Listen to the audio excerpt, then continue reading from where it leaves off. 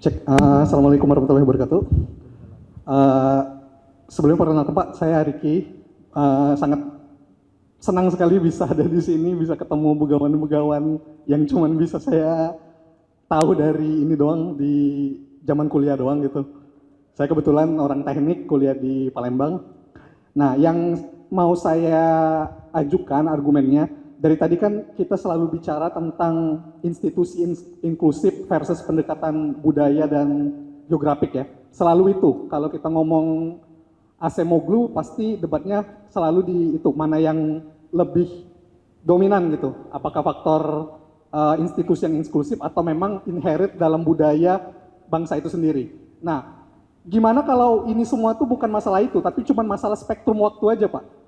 Kalau misalkan kita lihat dari pendekatan jangka pendek, oke, apa institusi yang bermain di situ. Tapi kalau kita tarik spektrum waktunya lebih panjang, mungkin yang lebih bermain itu adalah budaya dan geografi sendiri. Sebagai contoh misalkan kita lihat tadi sempat disinggung sama Om Celi juga, kayak Cina. Cina itu kan kebudayaannya hampir sama dengan Eropa gitu, race-nya. Bahkan lebih lama lagi. Bahkan Cina udah ngembangin kaligrafi, hal-hal yang sophisticated lah era itu. Tapi matematika nggak lahir dari Cina. Sementara kita tahu matematika itu adalah faktor determinan untuk sebuah sains itu bisa maju gitu. Justru matematika lahirnya di Eropa, di Arab gitu. Jangan-jangan ini cuma masalah perspektif waktu aja. Jadi mungkin jangka pendek benar lembaga yang inklusif, tapi di jangka panjang mungkin faktor yang lebih determinan itu adalah kebudayaan gitu. Nah, satu lagi, saya baru baca bukunya Yuval Noah Harari yang baru, Nexus. Kalau buku Harari yang baru nggak perlu dibaca, yang lama yang lebih bagus, Sapiens. Ya, intermezzo aja. Jadi saya baca buku Noah Harari yang baru, judulnya Nexus. Di situ Harari punya premis kalau ini saya kaitkan dengan why nation fail tadi ya. Kalau Acemoglu itu bilang ini adalah masalah inklusivitas institusi. Nah, si Harari bilang gini, itu bukan masalah institusinya, tapi masalah self-correcting mechanism di institusi itu sendiri. Jadi, self-correcting mechanism. Jadi kayak yang dipuji Harari itu adalah institusi akademisi. Kenapa akademisi itu bagus? Karena selalu punya self-correcting mechanism yang baik. Jadi kayak orang-orang akademisi itu bisa naik, bisa populer itu justru karena meruntuhkan argumen-argumen lama dan membangun argumen baru. Sementara kalau institusi itu nggak punya self-correcting mechanism yang baik, itu juga nggak akan jadi institusi yang baik, nggak akan mendorong negara jadi lebih baik gitu. Karena institusi punya kecenderungan untuk percaya pada nilai-nilai yang dianut gitu, infallibility dalam institusi sendiri. Nah, gimana pendapatnya Pak? Jadi kan itu jadi membuat pendapatnya si Acemoglu itu jadi di-challenge gitu. Oke, siap. Pak Dede, Pak Saiful, ada dua pertanyaan, supaya nggak lupa aja. Jadi peran kebudayaan, kemudian bagaimana institusi yang bersifat self-correcting mechanism seperti apa gitu. Berikutnya, supaya nggak lupa aja, saya ulangi sedikit tadi. Ya silakan Mas, maju aja biar masuk podcastnya Freedom nih. Ini kita hidupin lagi diskusi Freedom ya bulanan ya, setuju nggak? Ini asik nih. Cek. Terima kasih. Saya tengah-tengah. Ya, oke. Terima kasih. Saya Fandi, mahasiswa. Sebenarnya juga tertarik tentang ekonomi politik. Di sini saya juga sebenarnya juga tertarik dengan why nation fail terkait ekstraktif sama inklusif institution. Nah, di sini saya juga sebenarnya kemarin ada tugas kuliah. Di situ kalau kita jawaban terhadap tugas kuliah, bukan enggak? Hati-hati nanti kamu dituduh kayak di UI kemarin. Jangan, hati-hati. Assignment Pak, assignment. Ini Bang Saur wartawan. Nanti dia kabarin lagi itu. Begini. Ini terkait masalah pertumbuhan ekonomi sama inequality, ketimpangan. Jadi kan kalau seandainya pakai Kaznet, itu mengatakan bahwa growth itu akan menyebabkan nanti akan pemerataan. Akan tetapi hal ini ditolak oleh Piketty dengan bukunya Brief History of Inequality sama Capital in the 21st Century. Kalau kata dia, institusi itu kalau seandainya dibiarkan, itu gap inequality semakin lama akan semakin tinggi. Dia udah cek tahun 1800 sampai hari ini, kayak gitu. Hal yang menyebabkan kenapa? Kalau versi dia, apa yang menyebabkan terjadinya equality? Tidak lain tidak bukan adalah intervensi politik. Nah, di sini kira-kira atau kalau kata Piketty, mungkin karena dia juga sosialis, ini ketika namanya institusi itu limbung, itu akan terjadi namanya nullify pada satu titik bahwa tidak kosong dan akan menjadikan sistem baru, institusi baru yang di situ akan terdistribusi. Siap. Pertanyaannya Pak, nah di sini kan, oh ya yang kedua terkait ini, kalau ketika Pak Saiful Mujani tadi menjelaskan terkait Soekarno, saya juga tertarik dengan idenya Bang Celi terkait bahwa ada geopolitik, kondisi geopolitik. Kalau Pak Soekarno dulu mungkin versi analisa saya, kenapa kok terjadi langsung ekonomi drop? Karena salah afiliasi.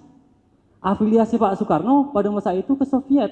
Yang kalau katanya Mershemer, Soviet pada masa tahun-tahun itu tidak bisa dibandingkan dengan Cina hari ini. Karena Soviet pada masa itu sangat miskin, banyak lubang-lubang di jalan-jalan. Tapi kalau Cina hari ini ekonominya hampir memiripi. Lah, kira-kira apakah ini juga akan bisa menentukan nanti growth yang ada di Indonesia dengan sistem yang dikatakan di Gillard alternative state developmentalism atau tetap pakai inklusivis? Oke. Terima kasih. Thank you, bagus pertanyaannya. Jadi cukup 2 ya karena masing-masing. Saya soal budaya ya. Pertanyaan saya itu saya kasih contoh korupsi ya. Dianggap itu bagian, orang kan selalu bilang tuh korupsi dari budaya kita gitu ya. Bung Hatta ya malah yang bilang begitu ya. Itu gimana menjelaskan fenomena yang sama terjadi di Amerika Latin? Apa orang Amerika Latin itu ikut budaya kita juga ya? Atau di Afrika?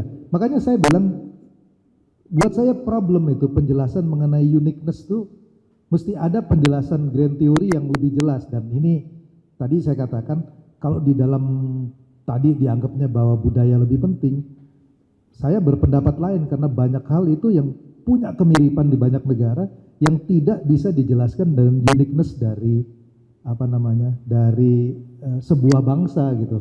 Ini yang Arief Budiman juga dia paling anti dengan penjelasan mengenai ini kan.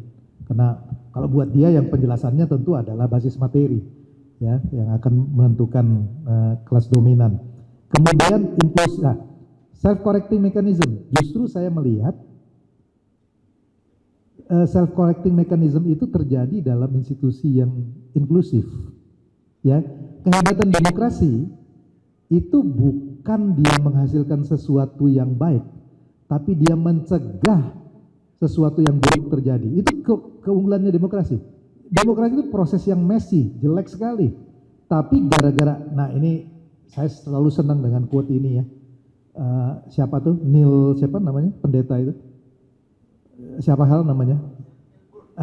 Neil Bohr yang mengatakan bahwa kapasitas manusia berbuat adil membuat demokrasi menjadi mungkin, tapi kecenderungan manusia untuk berbuat sewenang-wenang membuat demokrasi menjadi perlu. Saya mau emphasize bagian kedua. Ada kecenderungan orang itu untuk berbuat sewenang-wenang dan itu bisa dibatasi oleh demokrasi. Dia nggak akan menghasilkan sesuatu yang bagus, tapi dia mencegah. Ya, orang bisa bilang sebetulnya yang paling baik adalah benevolent dictator. Ken Arrow bilang, persoalannya begini, dalam dunia proses sejarah, berapa banyak kita bisa dapat diktator yang benevolent? Ketimbang bikin kesalahan probabilitas, lebih baik yang messy ini, tetapi risikonya lebih kecil, kalau buat saya begitu. Ya. Nah, terus kemudian tadi pertanyaan mengenai equality versus growth. Ini sekarang isu ini sudah dianggap bahwa untuk sustainability, mau tidak mau harus ada yang namanya share growth. Ini justru argumen yang diajukan oleh Amartya Sen. Dia bilang, dimensi di dalam pembangunan ekonomi tidak bisa lagi perspektifnya hanya dilihat di dalam soal dimensi ekonomi ansih. Tetapi di situ ada soal kebebasan. Nah, saya kasih contoh misalnya. Bangladesh adalah sebuah negara 15 tahun 7% pertumbuhan ekonomi.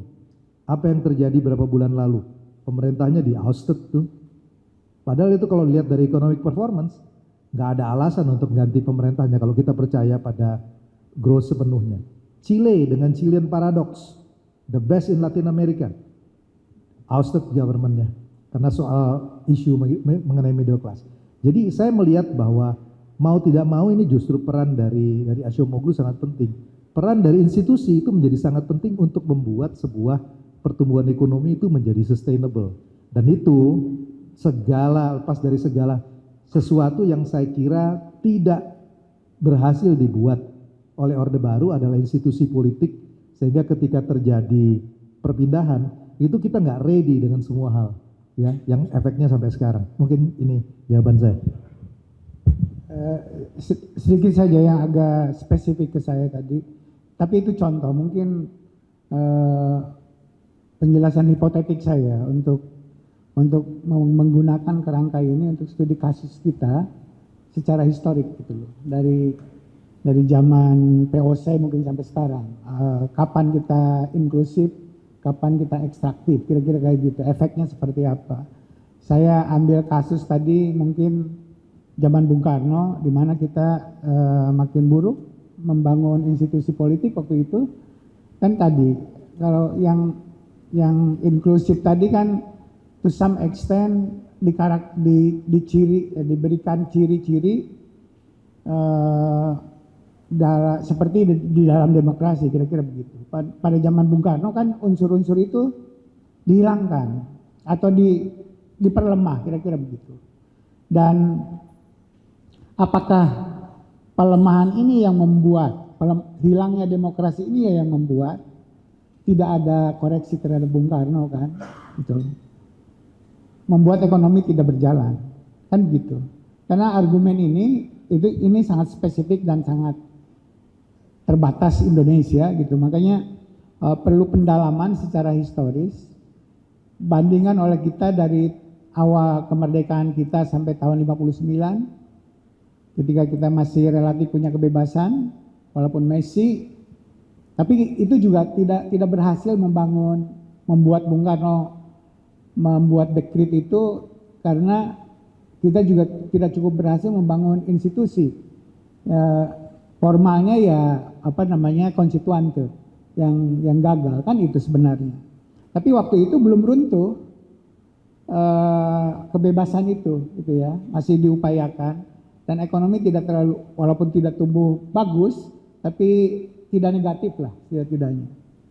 Nah, demikian juga pada zaman Pak Harto awal-awal ya, itu juga mungkin karena kondisinya tentu saja beda ya. Waktu itu sumber daya alam kita masih sangat besar gitu. Terus mungkin ide seperti Celi kemukakan tadi mungkin masih kuat pada masa-masa awal itu, sebelum kemudian menjadi nepotisme menjadi sangat kuat gitu ya pada masa 90-an sampai Pak Harto turun, kira-kira begitu. Jadi ada saatnya mungkin walaupun tidak demokratis Orde Baru itu, ada beberapa unsur yang cukup inklusif gitu. Mungkin gitu. Jadi konsep besarnya atau konsep umumnya itu institusi yang inklusif, kira-kira begitu. Yang sempurnanya inklusi institusi adalah dalam demokrasi. Kalau kita belum mencapai ke sana, minimal ada unsur-unsur tadi gitu ya. Di dalam institusi yang inklusif tadi hadir di dalam sebuah sistem politik maupun ekonomi dalam masyarakat kita. Jadi saya sih itu sebagai kasus saja Bung Karno itu, bahwa kemudian ada soal geopolitik itu pasti gitu ya. Ada afiliasinya salah, misalnya kalau istilahnya bertemannya dengan Uni Soviet bukan dengan Amerika misalnya kayak begitu. Ini presiden kita yang baru nih berteman sama siapa gitu ya. Itu Anda mau nuduh itu mungkin aja, jadi itu menarik juga gitu ya. Ini bertemannya sama siapa namanya yang dari Chicago? John Bersheimer, misalnya bertemannya dengan itu gitu. Misalnya Pak Prabowo akan ke sana arahnya, kita lihat nanti. Itu penting banget tuh, bertemannya salah atau benar. Contoh yang sering dalam literatur temannya salah itu Perang Dunia Pertama, itu Ottoman Empire. Ottoman. Kan Kaisar Wilhelm tadi yang setelah Bismarck kan Kaisar Wilhelm kedua. Perang Dunia Pertama kan setelah Serbia di ultimatum segala macam dia belain, dia serang Prancis duluan kan. Yang diancam Serbia malah diserang oleh Prancis. Nah, kalau Anda pernah ke Konstantinopel, Istanbul, ada yang unik dekat Hagia Sophia, ada patung besar pemberian dari Kaisar Wilhelm II yang menyerang Prancis Perang Dunia Pertama. Kenapa? Karena Sultan Ottoman itu berpihak kepada Jerman. Jerman kan kemudian kalah. Apa yang terjadi pada Ottoman? Jajahannya itu dibagi-bagi. Jadi Turki jadi kecil. Dulu kan sampai di Timur Tengah itu jajahannya Turki. Jadi salah pilih teman. Seandainya dia mihak Inggris, Ottoman masih hidup sampai sekarang. Nggak ada tuh Palestina, Israel segala macam nggak dibagi-bagi. Itu semuanya di bawah Ottoman. Jadi jangan salah pilih kawan. Salah gaul. Hati-hati. Satu hal yang paling penting lah, poin yang paling penting tadi kan soal Cina ya. Karena Cina itu ini ada dua buku Acemoglu yang sangat bagus bicara hal yang sama, tapi dia lebih luas. Buku kedua ini tentang prosperity, ini tentang liberty, ya prosperity atau non prosperity. Di sini dia bahas Cina. Di bagian akhir buku ini tentang Cina bahwa tahun 2012 kan Cina sudah maju masuk WTO 2001 dan 2012 sudah mengejutkan. Dia akui bahwa itu mengejutkan. Dan kalau 2012 kan Cina mulai buka, Deng Xiaoping mulai buka tahun 78, artinya 30 tahun. Maju dan majunya enggak kaleng-kaleng juga, bukan 5%, 12%. Periode itu kan 11% deh. Diakui. Tapi jangan lupa, kemajuan cepat yang sama juga pernah terjadi di negara lain. Yang tadi kan contoh Jerman itu kan berakhir dengan perang 2 kali loh. Perang dunia 2 kali di abad 20 itu penyebab utamanya Jerman. Karena dia cepat maju dan dia autokratis. Dalam bahasa ini karena dia eksklusif, ekstraktif. Jangan lupa. Penyebab yang lain atau contoh yang lain Uni Soviet. Uni Soviet itu awal abad ke-20 negara paling terbelakang di Eropa. Tapi setelah Perang Dunia Kedua menjadi superpower. Mulai Stalin setelah Lenin, Perang Dunia Pertama kan hancur 2017, Nicholas ditembak, hancur Rusia, kerajaan Imperium Rusia diganti di Soviet. Itu dalam 2 dekade, 3 dekade, repelitanya mereka, repelita kita kan dari Uni Soviet, perencanaan 5 tahun, New Economic Plan dari Stalin, itu dianggap tahun 50-an mereka yang pertama satelit, Sputnik, dari negara agraris menjadi negara industri, 30 tahun, sampai Bernard Shaw, dia jalan-jalan ke Rusia, penulis Inggris terkenal, musuhnya Churchill, dia bilang, oh ini negara idaman, Mereka disebut dengan fellow traveler. Banyak banget intelektual zaman itu di Eropa mengatakan ini masa depan. Sama dengan sekarang banyak yang berkata bahwa Cina masa depan. India, dia lu bilang ini masa depan, kita ikut. Sebagian kita juga bilang masa depan, makanya kita bikin repelita, Itu kan Stalinist program. Nah intinya adalah, lu bisa nggak mereka seperti Inggris? Industrialisasi mulai akhir abad 18. Amerika mulai menjadi negara kaya menggantikan Inggris akhir abad 19, 18, 90, Amerika itu sudah nomor 1. Ya, 100 tahun lebih. Cina sekarang kalau sampai sekarang baru 40 tahun. Kita bersyukur, ini paling penting loh ya. Dalam 40 tahun Cina dari miskin menjadi maju, kita bersyukur 800 juta orang terangkat dari kemiskinan. Tapi jangan mereka tepuk dada dulu bahwa inilah sistem yang paling unggul dengan sistem otoriter, dengan sistem Leninis, partainya ya, membuat pertumbuhan tinggi. Tunggu dulu, kamu baru 40 tahun. Mudah-mudahan kamu tetap maju, tetapi ekonomimu jadi lebih terbuka, dan yang terutama politikmu lebih demokratis. Nah, inilah sebenarnya yang pertaruhan besar ke depannya kan. Kalau tidak begitu, are you going to sustain your progress dengan sistem yang sangat super inklusif kayak gini? Itu pertanyaan besarnya. Nah, sejarah yang akan menjawab. Kalau dia bilang, no, it will not happen like that. Kalau dia konsisten dengan pendekatannya. Oke, Pak Ijan. Majulah, Pak. Supaya ini Masyarakat supaya lihat. masyarakat lihat. Bukan Jan. Baca Acemoglu itu kalau coba baca pidato Pak Budiono, Nah, $5.000. waktu pengukuhan, exactly hampir sama kerangka berpikirnya, Deketan Jan supaya kedengeran. Jadi iya. Jadi kalau baca buku itu, pidato Pak Budiono itu mirip-mirip tuh di Pak Budiono ini mantan Wapres Profesor. Supaya siapa tahu ada yang nggak kenal ya. nggak kenal, karena orangnya pendiam. Harusnya Celi juga ngundang Pak Budiono, itu akan seru tuh kalau ya. Jadi kalau kita baca tuh itu Pak Budiono jadi pidato yang nulis tuh sebagian Celi yang jadi editor. jadi kalau baca tuh mirip-mirip tuh kalau kita lihat ya. Tapi gini, ini koreksi sedikit ya. Tentang pemenang Nobel, coba lihat. Yang Acemoglu itu bukan pertama yang keluar Nobel Prize Committee itu memberikan kepada institusi. Sebelumnya si Osdom, sebelum even kalau mau lihat yang institusi, kalau mau dibuka definisinya lebih luas, Arthur Lewis itu. Arthur Lewis.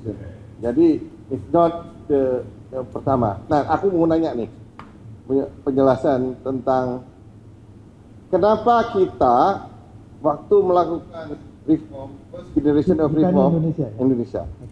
Itu rata-rata berhasil. Ya, mau KB, mau Kupedes, kemudian tapi begitu second generation of reform itu fail. Apakah gimana kita membuat koneksi antara our institution setup dengan keberhasilan dari second generation of reform. That's one question. Yang kedua, coba kita ke depan. Kalau contoh ya pemerintahan yang akan datang, misalnya hilirisasi itu, do you think that extractive institution apa enggak? Kalau menurut Menjebak. jadi kalau baca pidatonya Dr. Bahlil dalam hal itu dia bilang, dia ngakui kan jadi headline, oh itu fail. Nah, dan tentu banyak sekali, dan aku sama Saiful ini mudah-mudahan buku ini juga banyak sekali yang kita bisa pelajari untuk yang tadi menjawab pertanyaan second generation of reform dengan desentralisasi dan segala macam, itu bisa nggak membuat Indonesia itu keluar dari middle income trap. Jadi keluar nggak sama dengan Meksiko. Kira-kira Indonesia itu kan di persimpangan jalan. Kita pakai Latin Amerika, mau jadi Chili, ya, atau mau jadi Venezuela, ya kan pilihannya kan di sana, ya. Atau kita mau jadi agak-agak dikit, oke, Meksiko, yang negara yang dikuasai oleh mafia. Which one? Kira-kira itu yang harus kita jawab. Nah.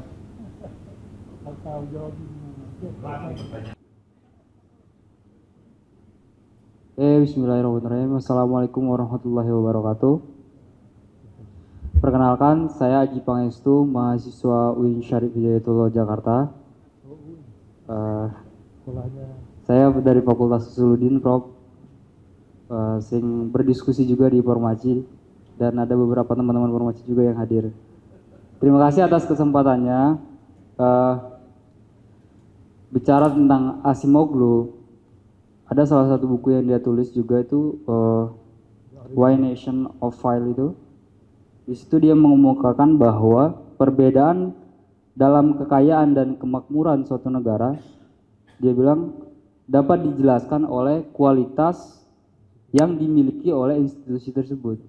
Nah, menurut Acemoglu, institusi yang inklusif, atau dia mengklaim institusi yang inklusif yang memberikan hak dan kesempatan yang sama kepada semua warga negara akan cenderung menghasilkan pertumbuhan ekonomi yang baik. Sebaliknya, institusi yang ekstraktif yang lebih mementingkan kepentingan elit justru akan menghambat perkembangan dan menciptakan ketidakadilan. Nah, dalam konteks Indonesia, seperti yang kita tahu, institusi hari ini sebagian besar dikuasai oleh elit yang secara langsung maupun tidak langsung akan berpihak pada kepentingan mereka sendiri. Dalam contoh yang terbaru misalnya pemilihan menteri dan wakil menteri menunjukkan bahwa hampir sebagian dari mereka yang ditunjuk atau dipanggil ke Kartanegara itu tidak mencerminkan kapasitas dan kapabilitas yang mereka punya gitu. Jadi tidak ada sistem meritokrasi dalam penunjukan orang-orang yang akan memimpin institusi yang mereka naungi tersebut. Cek. Nah, pertanyaan saya adalah, jika Indonesia hari ini kita baca tidak memiliki institusi yang sifatnya inklusif atau lebih ke institusi ekstraktif, apakah mungkin Prof misalnya atau Pak Basri, pertumbuhan ekonomi Indonesia selama 5 tahun ke depan itu sudah bisa diramalkan hari ini gitu? Oke, terima kasih. Wassalamualaikum warahmatullahi wabarakatuh. Oh, duluan atau? Bukan forumnya. Harus pakai ikan tuna. Oke, saya coba jawab ya. Mengenai pertanyaannya Pak Ican. First generation versus second generation. First generation itu political resistance-nya kecil dari elit, Chan. Itu yang menjelaskan, kayak misalnya KB, itu vested interest dari, aktor politiknya relatif kecil pada waktu itu. Yang dihadapi oleh pembuat keputusan adalah masyarakatnya. Dan itu dengan power dari Pak Harto yang otoritarian, akhirnya bisa dijalankan. Tapi second generation reform itu sangat sulit karena vested interest-nya besar sekali. Kita bicara bukan lagi mengenai misalnya SD Impres dibikin di situ ya tahun 70-an, atau puskesmas, atau proses dari liberalisasi. Nah, ini ada yang menarik. Saya tanya ini sama Pak Wijoyo. Pak, saya bilang, kenapa reformasi perbankan dimulai lebih dulu dibandingkan dengan trade regime? Kan menurut teori harus perdagangan dulu, baru. Pak Wijoyo mengatakan ini yang saya nggak pernah terbayangkan. Dia bilang sama saya, reform itu harus dilakukan ketika window opportunity-nya ada. Nah, kenapa pada waktu 88 bisa ada Pakto? Karena pada waktu itu the so-called crony capitalist, keluarga family itu belum masuk di dalam bisnis perbankan. Jadi itu bisa dilakukan deregulasi, tetapi di sektor realnya, steel pada waktu itu monopoli plastik sudah sangat kuat. Jadi ini yang saya lihat juga faktor itu yang tadi saya bilang, second generation reform itu resistensinya jauh lebih sulit. Dan ini nggak hanya unik di Indonesia.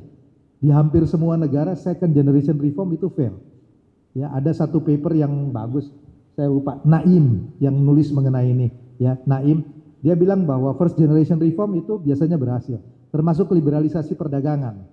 Itu cukup karena asal ada kelompok tertentu dikompensate bisa jalan. Tapi begitu involve birokrasi, quality jasa publik, itu jadi sangat sulit. Kemudian pertanyaan yang kedua, ini pertanyaan, ya.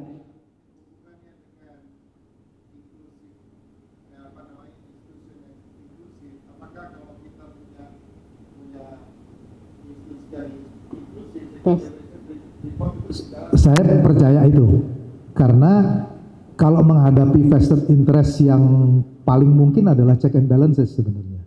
Kalau dia dipaksa transparan, kalau medianya bisa ungkapin. Nah, satu hal yang ini banyak teman-teman, terutama teman-teman political scientist nggak setuju sama saya, karena mereka selalu menganggap bahwa peran dari middle class itu kecil, karena kan moda produksinya itu kan nggak jelas kalau middle class.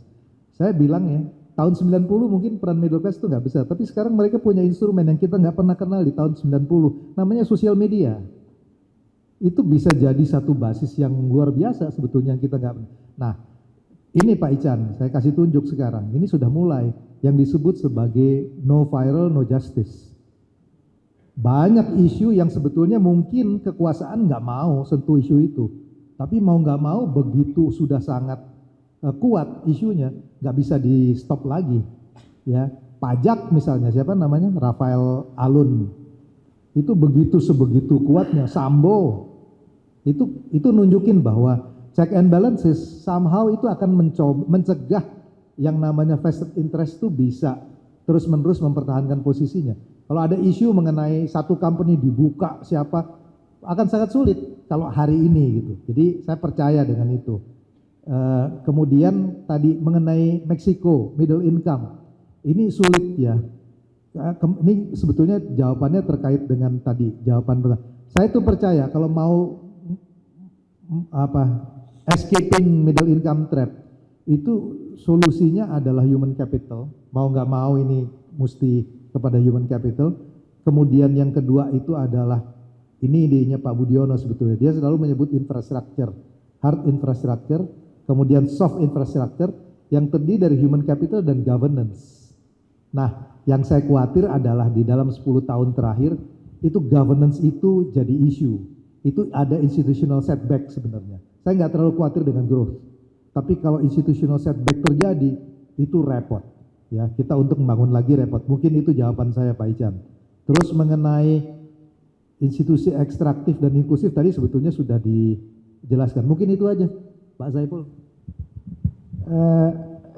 Saya nambah tadi apa kalau tadi tapi udah dijawab juga sama Dede bahwa kalau kita konsisten dan berkembang membangun inclusive institution ke depan karena bukan soal keyakinan tapi kan udah dibuktikan bahwa kalau inklusivitas institusi kita itu semakin kuat,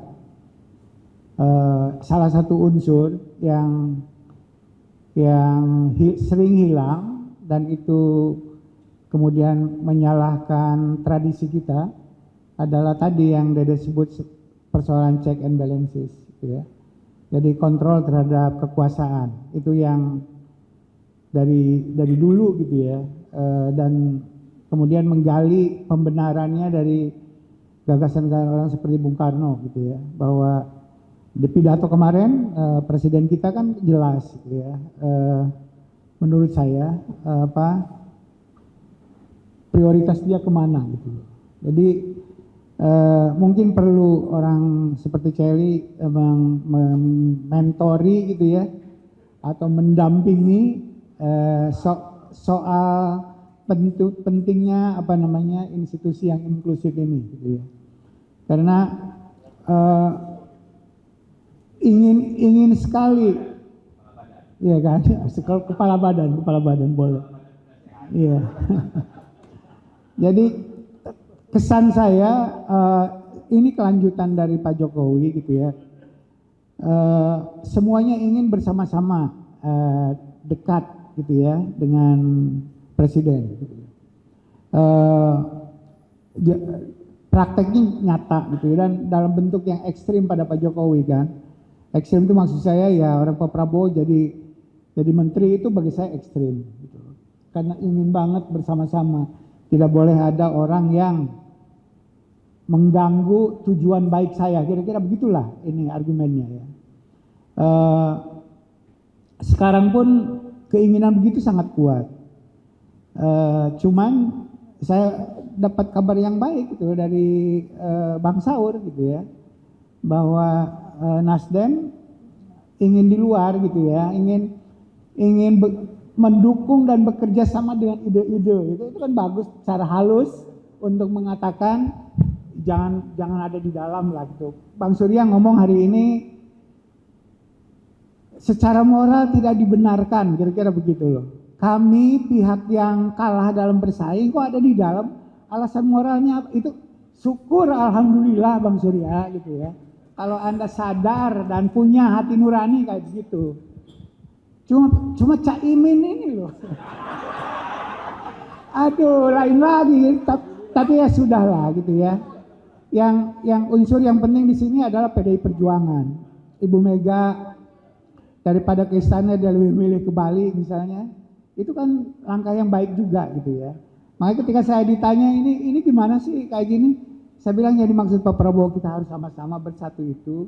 Indonesia bersatu itu artinya harus ada orang seperti Ibu Mega juga gitu. Orang seperti Bang Surya, orang seperti ya ini PKS lagi. Lain lagi kalau PKS ya. Dia ingin banget sebenarnya. Ingin banget ada di dalam tapi nggak masuk-masuk gitu ya. Nah, itu penjelasannya lain lagi ya. Tapi nggak seperti tadi kalau Bang Surya alasan moral kayak begitu, mungkin pertimbangan politik juga. Kalau bersama-sama dengan presiden yang sekarang ya sampai kapan saya ini kira-kira gitu jadi presiden kan gitu loh. Jadi insentifnya hilang. kesempatannya gitu loh. Kan kalau mau jadi presiden seperti Ibu Mega, seperti Pak Jokowi harus berada di luar. Kalau ada di dalam semua ya terus aja ini yang jadi presiden gitu loh. Jadi bukan moral aja Bang Saud, pertimbangan politik juga sangat strategis penting gitu ya. Jadi iya, nah itu saya kalau melihat ini ada 3 partai lumayan, saya kira check and balances agak lumayan. Jadi saya agak ada harapan gitu ya. Jadi karena ukurannya itu, yang hilang di kita itu pada zaman Pak Jokowi 10 tahun terakhir ya itu, awalnya agak terlalu buruk, tidak terlalu buruk lah. 5 tahun buruk menurut saya, Dek. 5 tahun pertama di situ Gerindra masih di luar, ya kan? Ada partai yang lain juga, PAN juga awalnya di luar gitu ya. Awalnya Golkar juga di luar, gitu ya. Tapi kemudian dipaksa masuk ke dalam kan, kira-kira begitu. Nah kemudian setelah pada masuk semua kayak begitu, tinggal PKS yang memang PKS itu udah ditakdirkan susah masuk, gitu ya. Udah Demokrat juga masuk gitu ya. Udah di periode kedua tuh benar-benar udah tidak ada itu check and balances. Nah sekarang Pak Prabowo berharap akan melanjutkan itu, kurang kuat demi persatuan tadi ya, untuk makan siang gratis kita harus ada di dalam semuanya gitu. Tapi ya kita lihat lah untuk sementara ini ada 3 partai yang ada di luar. Nggak perlu lah 3 partai, 2 partai juga, Nasdem sama PDI Perjuangan saya kira cukup. Nggak perlu harus mayoritas, 20-30% itu udah baik gitu untuk check and balances itu. Jadi untuk sementara kita lihat arahnya agak lumayan lah gitu ya, kalau tidak sesuai dengan keinginan Pak Prabowo. Judulnya buku ini, jadi judulnya buku ini Narrow Corridor, koridor sempit. Jadi saya coba meniti koridor sempit kalau bicara yang praktis-praktis, gitu ya. Ini narrow corridor, Bol. Termasuk kita dalam koridor ini meniti Bu sedikit. Vivere pericoloso, kata bukan dulu, vivere pericoloso, berjalan di bibir jurang. Oke, sebelumnya soal hadiah Nobel ini penting saya kira. Ini memang bukan pertama kali. Douglas North agak berbeda sedikit, tapi kan sebelumnya tahun 76 yang saya paling senang. Dan di tahun 76 itu yang dapat hadiah Nobel Ekonomi 2 orang. Yang satu Gunnar Myrdal, juga bukan modeling, nulis soal India kan. Yang satu lagi siapa? Friedrich Hayek. Juga gak pernah nulis modeling, Constitution of Liberty. Wah, keren gak? Itu ekonom dikasih Nobel. Nah, kebetulan Narrow Corridor ini, bab terakhirnya itu tentang Hayek. Kenapa Hayek benar dan kenapa Hayek salah? State and the market. Jadi, untuk mengerti seorang penulis, saya kira harus cari bangunan konseptual dasarnya apa. Setelah 2 buku ini kita baca, ya di bab penutupnya bab 15, oke. Acemoglu ini orangnya adalah ya moderat sosial demokrat lah kira-kira, yang melihat inti dari perkembangan jangka panjang adalah perimbangan dari state and the market.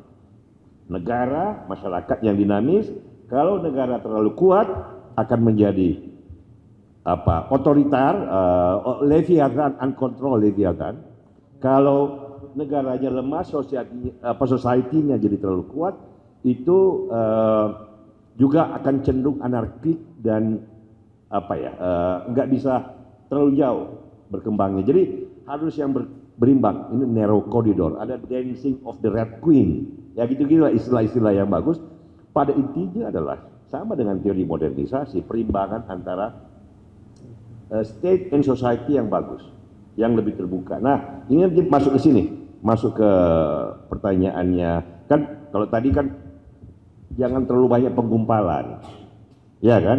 Kalau ini terlalu besar, the state, ya terlalu kuat, didominasi oleh tokoh yang kuat, oleh partai yang terlalu banyak, society-nya nanti terlalu terkekang atau terlalu takut. Karena itu Freedom Institute harus bikin diskusi bulanan lah kira-kira sebagai pengimbang. dari segi ide-ide. Kita bisa aja ide-ide. Tapi satu fakta untuk pertanyaan Ican ke depan, saya nggak tahu ini, orang kayak Acemoglu susah dikasih pertanyaan yang sifatnya seperti itu.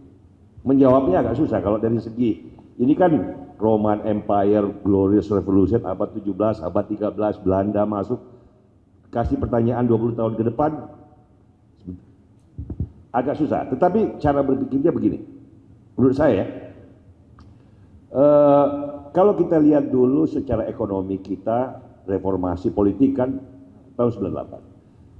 Saat itu kalau tahun 2000, penduduk kita kan kurang lebih 200 juta, 210 juta tahun 2000. Sekarang 281 juta after 25 years. Pada saat kita 200 juta tahun 2000, mulai langkah awal, waktu itu masih Presiden Gus Dur. Bu Mega kan 2001. Ya. GDP kita kira-kira 3.500 triliun.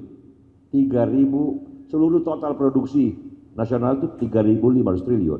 Sekarang kira-kira 20.000 triliun lebih. 23.000. Jadi belum 10 kali lipat ya pertumbuhan penduduk kan dari 200 juta ke 280 juta. Ya, enggak 2 kali lipat. Oke. Tapi kue ekonomi nasional, ya tentu saja nanti ekonom bilang kurangin inflasi dong karena nilainya kan beda. Oke lah. Dari 3.500 triliun menjadi 23.000 triliun. Ya, lebih dari 7 kali lipat. Penduduk tidak naik 2 kali lipat, 1,4 kali lipat, tetapi ekonominya secara keseluruhan naik berapa kali persisnya? 8 kali lipat. 7 atau 8 kali lipat. Jadi salah satu fondasi kenapa demokratisasi kita berjalan dalam fondasi ekonomi, ya kan kita bukan ekonomi tertutup. Boleh degree of freedom-nya kan kita bisa berdebat. Tetapi salah satu fondasinya adalah karena tadi, bahwa kita transformasi politik dan ekonominya ada Menteri Keuangan Pak Dede, ada Sri Mulyani, oke lah mengelola ekonominya tumbuh terus, tidak masuk dalam jurang yang dalam. Bahwa ada kesalahan di sana sini yang 2 tahun terakhir politiknya salah kayak apa, atau ekonominya kapan salah, oke lah, potret besarnya itu. Pertanyaan pada Ican adalah, bisa nggak ini terus malah, karena at some point, ya, at some point, ini nggak bisa naik terus kalau tidak terjadi perubahan-perubahan penting. Kan itu pertanyaannya nih, dibahasakan secara orang politik ya. Ini kan 20 tahun terakhir naik terus, bersamaan kita membuka diri secara politik. Mungkin nggak naik terus, sementara penduduk bertambah, penduduk mudanya berkurang, sekarang puncak penduduk muda, kan bonus demografinya. Dalam kondisi global yang kita tidak bisa ramalkan, kalau dulu kita bisa minyak, ada sawit sekarang, ada batu bara sekarang, dulu manufaktur industrinya berkembang bagus, 25%, sekarang tinggal 20%. Oke, tenaga kerja kita sekarang masih bertahan di sekitar 30% pertanian, negara maju mestinya 2%, bisa nggak 30% orang bekerja bertani menjadi 2% seperti di Eropa dan Amerika? Ini kan bagian dari pertanyaan Ican. Nah, tidak ada jawaban yang pasti. Tidak ada jawaban pasti terhadap itu. Yang jelas kalau kita orang politik, ya kita berdoalah kaum ekonom, kaum pedagang, kaum entrepreneur menemukan ekonomi digital segala macam. Yang jelas jangan rusak politiknya. Ini mahal nih kita perjuangkan 20 tahun, 25 tahun. Kalau dibuat meneruskan apa yang terjadi 2 tahun terakhir, di mana hukum, di mana segala macam menjadi alat kekuasaan, itu kan yang kita nggak mau adalah dia kembali menjadi tertutup di semua pintu. Yang tadi ekonominya nggak bisa tumbuh, politiknya juga nggak bisa semakin terbuka. Nah ini konkretnya apa yang harus dilakukan ya bagi orang-orang seperti kita yang tadi tergantung, ya kan?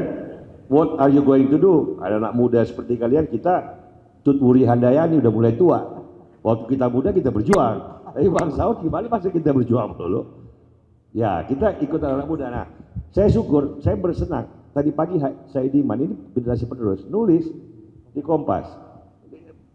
Ya dia sama dengan Acemoglu, sama dengan Fukuyama, sama dengan Farid Zakaria, sama dengan Saiful. Mengingatkan, state society, demokrasi dan pembangunan, jangan ini barang mahal. Jangan karena kekuasaan yang terlalu mendominasi, jadi perspektif tentang itu bisa hilang. Nah ini wah kita tuh beri handayani pada dia. Kalau kamu mau baca buku, ini gratis nih buat kamu deh. Oke, jadi kira-kira Pak Ican, I'm sorry if there is no direct answer to that, tetapi kira-kira reformulasi pertanyaannya kan itu. Dan ini jawabannya dari berbagai soal. Saya boleh cuman lupa tadi. Ini cuman anekdotal data aja ya. Di sini ada yang bisa nebak nggak dan tahu? Tadi Pak Ican nebut nikel soalnya. Morowali itu income per kapitanya berapa? Ada yang tahu nggak? Morowali. Atau ada yang mau nebak nggak? Ada yang mau nebak nggak kira-kira? Morowali. Singapura tuh 70.000. Singapura. No. Morowali 60.000 income per kapita. Tapi 60.000. Dengan hanya distribusi hanya di kabupaten itu Morowali 60.000. Jakarta Pusat itu 54.000 income per kapita. Pertanyaannya adalah di Morowali 42% dari pekerjanya itu hidupnya dari agriculture, bukan di nikelnya. Ya, itu yang kemudian jadi pertanyaannya Pak Ican itu menjadi sangat penting mengenai hilirisasi itu. Dan saya kira juga Bahlil di disertasinya ngakuin juga mengenai soal itu kan. Ya, jadi ini justru kekhawatiran mengenai ekstraktif itu sebetulnya. Ya, income per kapitanya 60.000. Hampir sama dengan Singapura Morowali itu. Tetapi 42% dari pekerjanya itu bekerja di sektor agriculture yang nggak ada hubungan dengan nikel. Ya, jadi ini aja buat apa namanya sekedar pewarna. Saiful mau apa? Oke, kalau gitu kita saya kira tutup ya. Habis ini kan pasti diskusi-diskusi pinggirannya ini yang paling penting nih.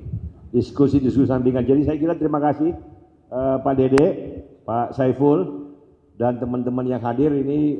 Mudah-mudahan kalau Bang Saur resui kita bikin bulanan kayak gini. Jadi nanti kita lihat sebentuk apalah supaya bisa agak segar pemikiran-pemikiran yang ada gitu.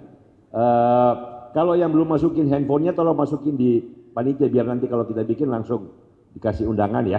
Jadi sekali lagi bagi teman-teman yang lebih muda jangan sampai tidak membaca buku kayak gini. Ini asik dibaca. Kalau banyak buku ekonomi kalau Anda baca tuh ngantuk, bukan apa-apa susah ngertinya. Kalau ini enak bacanya ya. Sekali lagi terima kasih buat Nom juga penyelenggara. Thank you buat yang hadir juga. Tepuk tangan buat semuanya. Thank you Ibu Amel juga, thank you.